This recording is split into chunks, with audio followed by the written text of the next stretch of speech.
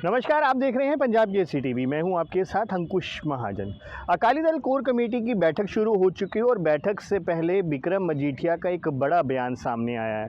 हालांकि कल भी उनकी ओर से एक बयान दिया गया था जिसको उन्हें एक बार फिर से दोहराया है कि उनकी ओर से कहा गया है कि वो पार्टी को एकजुट करने की पुरजोर कोशिश करेंगे। जब वो जेल में थे तो सुखबीर सिंह बादल के साथ जब उनकी मुलाकात हुई थी तो उस दौरान भी इसी बात को लेकर चर्चा हुई थी। हालांकि विक्रम मजीठिया की ओर से ये कहा गया है कि वो तमाम नेताओं को एकजुट करने की पुरजोर कोशिश करेंगे और उनकी सुखबीर सिंह बादल की ओर से जिम्मेदारी भी लगाई गई है। विक्रम मजीठिया के इस बयान के बाद पुनर्सुरजीत अकाली दल के नेताओं का भी बयान सामने है। उन्होंने भी इस बयान का स्वागत किया और उन्होंने कहा है कि वो भी अगर कोई ऐसी कोशिश होती है तो वो उसका समर्थन करते हैं। लेकिन सीधे तौर पर सुखबीर सिंह बादल की अध्यक्षता को लेकर सवाल खड़े किए जा रहे हैं। वहीं विक्रम मजीठिया ने अपनी जान के खतरे को लेकर भी फिर से बात की और ख़ास तौर पर डीजीपी गौरव यादव को लेकर कड़ा कटाक्ष भी किया है। वहीं विक्रम मजीठिया ने साफ कहा है कि जिस तरीके से पार्टी में जो काम हो रहा है उसको आगे बढ़ाने की कोशिश करेंगे, लेकिन जो भगवंत मान सरकार की ओर से जो काम किए जा रहे हैं उसकी वो सख्त निंदा करते हैं और इसी को लेकर आज कोर कमेटी की मीटिंग में चर्चा भी की जा रही है। सब तो पहला तो ਤੁਹਾਨੂੰ ਸਭ ਨੂੰ ਲਾਂਬਾ ਤੁਸੀਂ ਮੇਰਾ ਨਾਪੇ ਪਤਾ ਨਹੀਂ ਲੈਣਾ, ਠੀਕ ਹੈ। ਦੂਜੀ ਗੱਲ, ਹਲੇ ਨਾਪਿਓ ਨਿਕਲ ਕੇ ਤਾਂ ਮਾਝੇ ਵਾਲੇ ਮਹਾ ਪਹੁੰਚੇ ਆ, ਤੁਸੀਂ ਪਹਿਲਾਂ ਹੀ ਪੁੱਛੀ ਜਾਂਦੇ ਰਣਨੀਤੀ ਕੀ ਆ। 7 ਮਹੀਨੇ ਤੱਕ ਕਿਸੇ ਨਾਲ ਗੱਲ ਨਹੀਂ ਕਰਨ ਦਿੱਤੀ, ਘਰ ਦੀ ਤੱਕ ਨਾਲ ਤਾਂ ਗੱਲ ਨਹੀਂ ਕਰਨ ਦਿੱਤੀ ਤੇ ਰਣਨੀਤੀ ਕਿੱਥੋਂ ਬਣਨੀ। ਅੱਜ ਪਾਰਟੀ ਦੀ ਮੀਟਿੰਗ 'ਚ ਜਾਵਾਂਗੇ, ਗੱਲ ਸੁਣਾਂਗੇ, ਕਰਾਂਗੇ। ਹਾਂ, ਮੈਂ ਇਸ ਗੱਲ 'ਚ ਬੜਾ ਕਲੀਅਰ ਹਾਂ ਕਿ ਸ਼੍ਰੋਮਣੀ ਅਕਾਲੀ ਦਲ ਨੇ ਪਹਿਲਾਂ ਵੀ ਸਰਕਾਰਾਂ ਬਣਾਈਆਂ ਨੇ ਔਰ ਅੱਜ ਵੀ ਲੋੜ ਹੈ। ਪੰਜਾਬ ਦੇ ਲੋਕ ਇਹ ਮੰਗ ਕਰਦੇ ਆ ਜੋ ਹਾਲਾਤ ਪੰਜਾਬ ਦੇ ਦਿੱਲੀ ਤੋਂ ਚੱਲਣ ਵਾਲੀ, ਦਿੱਲੀ ਤੋਂ ਰਿਮੋਟ ਕੰਟਰੋਲ ਕੇਜਰੀਵਾਲ ਨੇ ਜਿਸ ਤਰੀਕੇ ਨਾਲ ਪੰਜਾਬ ਦੇ ਜੋ ਹਾਲਾਤ ਬਣਾਏ ਆ, ਚਾਹੇ ਉਹ ਆਰਥਿਕ ਹਾਲਾਤ ਨੇ, ਫਾਈਨੈਂਸ਼ੀਅਲ ਐਮਰਜੈਂਸੀ ਵਾਲੇ, ਚਾਹੇ ਉਹ ਲਾਅ ਐਂਡ ਆਰਡਰ ਹੈ, ਚਾਹੇ ਪੰਜਾਬ ਦੇ ਪਾਣੀਆਂ ਦੀ ਗੱਲ ਹੈ, ਪੰਜਾਬ ਦੇ ਮੁੱਦਿਆਂ ਦੀ ਗੱਲ ਹੈ, ਪੰਜਾਬ ਦੇ ਰਾਜਧਾਨੀ ਦੀ ਗੱਲ ਹੈ। ਸੀਐਮ ਸਾਹਿਬ ਮੀਟਿੰਗ ਕਰ ਰਹੇ ਆ ਨੈਬ ਸਿੰਘ ਸੈਣੀ ਸਾਹਿਬ ਨਾਲ, ਕਹਿੰਦੇ ਜੀ ਅਸੀਂ ਤਾਂ ਪਾਣੀ ਲਿਟਰਲੀ ਕੰਸੀਡ ਕਰਤਾ, ਪਾਣੀ ਦੇਣ ਨੂੰ ਤਿਆਰ ਹਾਂ। ਜਦ ਭਾਈ ਆਪਣਾ ਉੱਥੇ ਕਨਈਆ ਜੀ ਦੀ ਜਦ ਗੱਲ ਕਰਦੇ ਆ, ਸੋ ਇਹ ਸਾਰੀ ਚੀਜ਼ਾਂ ਤੋਂ ਬੜਾ ਹੀ ਕਲੀਅਰ ਹੈ ਕਿ ਆਮ ਆਦਮੀ ਪਾਰਟੀ ਦੀ ਹੁਣ ਹਰਿਆਣੇ 'ਚ, ਕਿਉਂਕਿ ਉਹ ਆਪਦੀ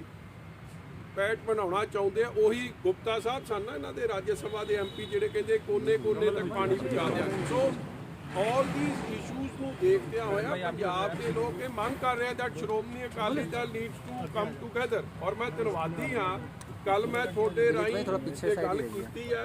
ਅੱਜ ਮੈਨੂੰ ਪਤਾ ਲੱਗਿਆ that a lot of leaders have welcomed it। ਮੈਂ ਆਪ ਤਾਂ ਨਹੀਂ ਦੇਖੀ, ਬਟ ਮੈਨੂੰ ਕੋਈ ਫੋਨ ਤੇ ਦੱਸ ਰਿਹਾ ਸੀਗਾ ਕਿ ਸ਼ਾਇਦ ਹਾਂਜੀ ਹਾਂਜੀ ਮੇਰੇ ਨਾਲ ਕਈਆਂ ਨੇ ਗੱਲ ਵੀ ਕੀਤੀ ਆ। ਇਸ ਲਈ ਸੁਖਬੀਰ ਸਿੰਘ ਜੀ ਬਾਦਲ ਸਾਹਿਬ ਪ੍ਰਧਾਨ ਸਾਹਿਬ ਦਾ ਵੀ ਇਹਦੇ 'ਚ ਉਹਨਾਂ ਨੇ ਗੋ ਹੈਡ ਮੈਨੂੰ ਦਿੱਤਾ। ਮੈਨੂੰ ਜਦ ਜੇਲ੍ਹ 'ਚ ਵੀ ਮਿਲੇ ਸੀ, ਸਾਡੀ ਇਹੀ ਗੱਲ ਹੋਈ ਸੀ ਔਰ ਮੈਂ ਸਮਝ ਰਿਹਾ ਕਿ ਉਹਦਾ ਪੋਜ਼ਿਟਿਵ ਰਿਜ਼ਲਟ ਵੇਖਣ ਨੂੰ ਮਿਲ ਰਿਹਾ। I guess we for the sake of Punjab, ਮੈਂ ਬਾਰ-ਬਾਰ ਕਹਿ ਰਿਹਾ, ਆਪਣੇ ਹਿੱਤਾਂ ਨੂੰ ਛੱਡ ਕੇ ਪਾਰਟੀ ਪੰਜਾਬ ਲਈ ਸਾਨੂੰ ਇਕੱਠੇ ਹੋਣ ਦੀ ਲੋੜ ਹੈ। ਔਰ ਮੈਂ ਧੰਨਵਾਦੀ ਹਾਂ ਜਿਹੜੇ ਲੀਡਰਸ ਲਾਰਜਰ ਇੰਟਰਸਟ 'ਚ, ਚਾਹੇ ਉਹ ਵਡਾਲਾ ਸਾਹਿਬ ਨੇ, ਚਾਹੇ ਚੰਦੂ ਮਾਜਰਾ ਸਾਹਿਬ ਨੇ, ਚਾਹੇ ਭੋਲੂਵਾਲ ਰਾਠਾ ਸਾਹਿਬ ਨੇ, ਕਈਆਂ ਨੇ ਵੈਲਕਮ ਕੀਤਾ। ਮੈਂ ਸਭ ਦਾ ਧੰਨਵਾਦ ਕਰਦਾ। ਗੱਲ ਕਰਨ ਜਾਓਗੇ ਜੀ ਇਹਨਾਂ ਦੇ ਨਾਲ ਗੱਲ ਕਰਨ ਜਾਓਗੇ ਜਿਹੜੇ ਮਸਲਿਆਂ ਨੂੰ ਜਾਊਂਗਾ ਜੀ। ਹੋਰ ਦੱਸੋ, ਮੈਂ ਨੰਗੇ ਪੈਰੀ ਤੁਹਾਡੇ ਕਈ ਪਾਰਟੀਆਂ ਦੇ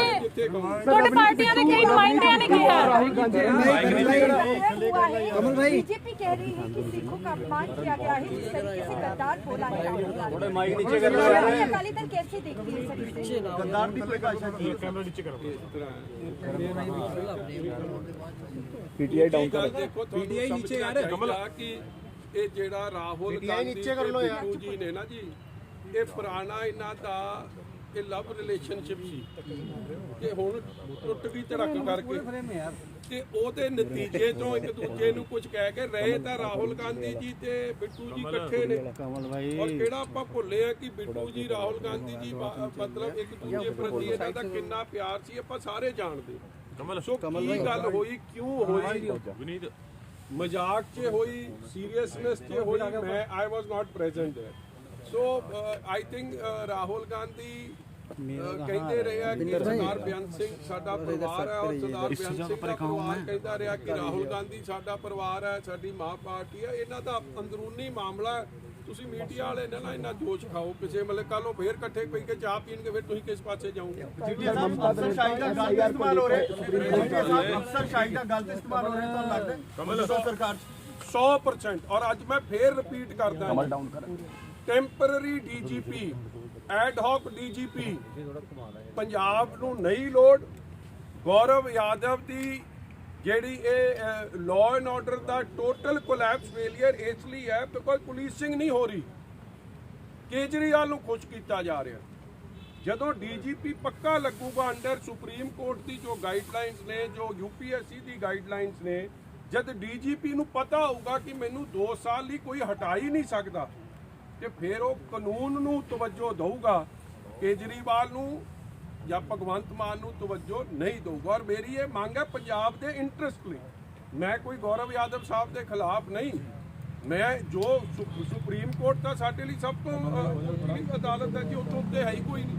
ਐਂਡ ਯੂਪੀਐਸਸੀ ਜੇ ਇੱਕ ਹੀ ਫਾਰਮੂਲਾ ਸਾਰੇ ਦੇਸ਼ 'ਚ ਲਾਗੂ, ਹਰ ਸਟੇਟ 'ਚ ਲਾਗੂ ਹੈ, ਤੇ ਵਾਈ ਨਾਟ ਇਨ ਪੰਜਾਬ?